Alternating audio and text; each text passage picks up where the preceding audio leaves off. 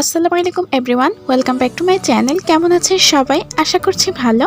আজকে আমি আপনাদের সাথে শেয়ার করব অনেক মজার একটি ডে টাইম স্ন্যাক্স রেসিপি। তো এটি শুধুমাত্র পাউরুটি দিয়েই কিন্তু বানানো যায়। অনেক মজার হয় খেতে, আর এটা বানাতেও অনেক বেশি সহজ, উপকরণও একদমই কম লাগে। আর এটা বিকেলে অথবা সকালে বানালে ছোট থেকে বড় সবাই কিন্তু অনেক বেশি মজা করে খাবে। বাসায় গেস্ট আসলেও আপনারা ঝটপট এই রেসিপিটি শুধুমাত্র পাউরুটি দিয়েই বানিয়ে ফেলতে পারবেন। আর চাইলে বাচ্চাদের টিফিনেও আপনারা এটা ঝটপট বানিয়ে দিতে পারবেন। এটা বাচ্চারাও কিন্তু অনেক বেশি মজা করে খাবে, যে কেউ কিন্তু এটা অনেক বেশি পছন্দ করবে। তো আশা করছি রেসিপিটি ভালো লাগবে। তো চলুন আর কথা বাড়াবো না, চলে যাব মূল রেসিপিতে। প্রথমে দেখতেই পাচ্ছেন আমি এখানে একটি মিক্সিং বোল নিয়েছি। এরপর আমি এখানে 1 কাপ পরিমাণ পেঁয়াজ কুচি দিয়ে নিচ্ছি। তো পেঁয়াজ কুচিগুলো দিয়ে এরপর আমি এখানে 1 টেবিল চামচ পরিমাণ দিয়ে নিচ্ছি কাঁচামরিচ কুচি। তো আপনারা চাইলে কাঁচামরিচ আরও বাড়িয়ে দিতে পারেন। তো আমি এখানে 1 টেবিল চামচ পরিমাণ দিয়েছি, আর দিয়ে নিচ্ছি স্বাদ মতো লবণ। এখন এই উপকরণগুলো ভালো করে কচলিয়ে নিচ্ছি। তো পেঁয়াজ আর লবণ, কাঁচামরিচ এভাবে কচলিয়ে নেওয়ার পর দেখতেই পাচ্ছেন পেঁয়াজের যে জুসটা এটা কিন্তু অনেকটাই বেরিয়ে এসেছে। এখন আমি এখানে অন্যান্য ইনগ্রিডিয়েন্টসগুলো অ্যাড করে নিব। প্রথমেই দেখতেই পাচ্ছেন আমি এখানে 1/4 কাপ পরিমাণ দিয়ে নিচ্ছি দুধ। তো এখানে আমি জাল করা লিকুইড দুধ দিয়ে নিয়েছি। তো দুধটা একটু সামান্য পরিমাণে দিতে হবে, বেশি দিয়ে নিলে কিন্তু যে ব্যাটারটা তৈরি করব সেটা বেশি পাতলা হয়ে যাবে। তো দেখুন ঘন এই দুধটা দিয়ে এরপর আমি এটাকে মিক্স করে নিয়েছি। তারপর দিয়ে নিচ্ছি একটি ডিম।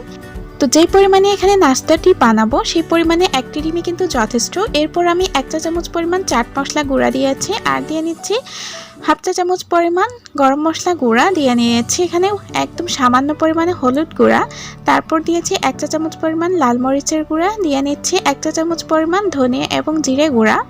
এরপর সবশেষে আমি একটি স্ট্রেনার বসিয়ে এর মধ্যে আমি 1 কাপ পরিমাণ বেসন দিয়ে নিচ্ছি। তো বেসনটা দিয়ে বেসনটাকে চেলে নিচ্ছি। দেখুন এভাবে বেসনটা চেলে নিতে হবে, তা না হলে কিন্তু বেসনটা একদম দলা পেকে থাকবে।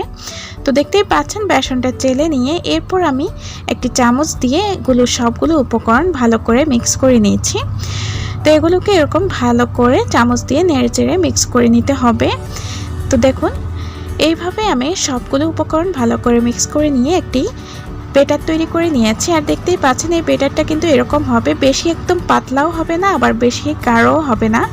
তো বেশি একদম পাতলা করে ফেললে কিন্তু যেই ব্রেডটা দিয়ে তৈরি করব ব্রেডের মধ্যে কিন্তু কোটিং হবে না। তো দেখুন এগুলো এক সাইডে রেখে এরপর আমি এখানে নিয়েছি পাউরুটি। এখানে আমি 5 পিস পাউরুটি নিয়েছি। এখন আমি একটি ছুরি দিয়ে এগুলোকে এরকম স্লাইস করে কেটে নিচ্ছি। তো দেখুন এইভাবে কোনাকুনি করে স্যান্ডউইচের মতো করে এগুলো কেটে নিতে হবে। তো সবগুলো পাউরুটি আমি এরকম করে কেটে নিয়েছি। এখন আমি আপনাদের দেখাচ্ছি এগুলো কীভাবে বানাতে হবে। প্রথমে এই ব্যাটারটা নিয়ে এরপর ব্রেডের উপরে এভাবে স্প্রেড করে দিতে হবে। তো দেখুন প্রথমে চামচ দিয়ে আমি ব্রেডের উপরের পাশটা এরকম করে কোট করে নিচ্ছি। তো দেখতেই পাচ্ছেন কাজটি আমি কিভাবে করছি, একটু খেয়াল করলে বুঝতে পারবেন। তো এইভাবে সাইডগুলোতেও এরকম করে এগুলো ডিপ করে নিতে হবে, তা না হলে কিন্তু যে জায়গায় এই ব্রেডটা খালি থাকবে সেই জায়গায় কিন্তু তেল ঢুকে যাবে। তো দেখতেই পাচ্ছেন আমি এরকম করে পুরো ব্রেডটাকে এরকম ডিপ করে নিচ্ছি। তো দেখুন এইভাবে ডিপ করে নিয়ে এরপর আমি চামচ দিয়ে এখানে তেলের মধ্যে দিয়ে নিয়েছি। চুলোতে আমি একটা প্যানের মধ্যে পর্যাপ্ত পরিমাণে আগে থেকে তেল গরম করে রেখেছিলাম। তো এরপর আমি একটি একটি করে এই পাউরুটির স্লাইসগুলো এখানে দিয়ে নিচ্ছি।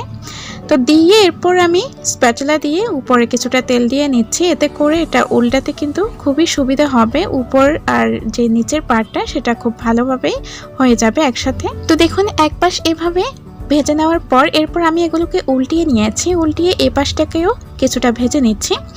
তো উল্টে পাল্টে এভাবে কিছুক্ষণ ভেজে নেওয়ার পর যখন এই স্ন্যাক্সগুলো গোল্ডেন ব্রাউন কালার হয়ে যাবে তখন কিন্তু এগুলোকে নামিয়ে ফেলতে হবে। আর আমার এই স্ন্যাক্সগুলি হয়ে গেছে। এখন আমি একটি স্ট্রেনার দিয়ে তেল থেকে ছেঁকে এই স্ন্যাক্সগুলো নামিয়ে নিচ্ছি। তো দেখুন খুবই সহজ কিন্তু এই স্ন্যাক্সগুলি তৈরি করা। তো একটি একটি করে আমি সবগুলো স্ন্যাক্স নামিয়ে নিয়েছি, আর নামিয়ে আমি একটি সার্ভিং ডিশে সার্ভ করে নিয়েছি। তো দেখুন কতটা সুন্দর হয়েছে আর কতটা মজার হয়েছে, এটা আপনারা বাসায় একবার হলে ট্রাই করে দেখবেন, তাহলে বুঝতে পারবেন এগুলি কতটা মজার। আর এগুলো একটা খাওয়া শুরু করলেই সবগুলো একাই খেয়ে ফেলতে ইচ্ছে করবে, এতটাই মজার হয় এগুলি খেতে। আর বানাতেও সহজ, খেতে কিন্তু অনেক বেশি দারুণ হয়। আশা করছি আমার আজকের রেসিপিটিও আপনাদের ভালো লেগেছে। আর ভালো লেগে থাকলে প্লিজ আমার ভিডিওটিতে একটি লাইক দিবেন আর কমেন্টস করে জানাবেন আমার রেসিপিটি কেমন হয়েছে। আর আমার রেসিপিটি আপনারা ফ্রেন্ডস অ্যান্ড ফ্যামিলির সাথে শেয়ার করে দিতে পারেন এবং আমার এমন সহজ এবং মজার সব ধরনের রেসিপি পাওয়ার জন্য আমার চ্যানেলটি সাবস্ক্রাইব করে পাশে থাকা বেল বাটনটি ক্লিক করে দিবেন। এতে করে আমার নিত্য নতুন সব ভিডিও সবার আগেই আপনারা দেখতে পারবেন। আর যারা আগে থেকে সাবস্ক্রাইব করেছেন তাদেরকে অনেক বেশি ধন্যবাদ জানাচ্ছি। তো আজকের মতো আমি এখানেই বিদায় নিব। ফিরে আসবো আগামীকাল নতুন কোনো রেসিপি নিয়ে। সেই পর্যন্ত সবাই ভালো থাকবেন, সুস্থ থাকবেন আর আমার জন্য দোয়া করবেন। আল্লাহ হাফিজ।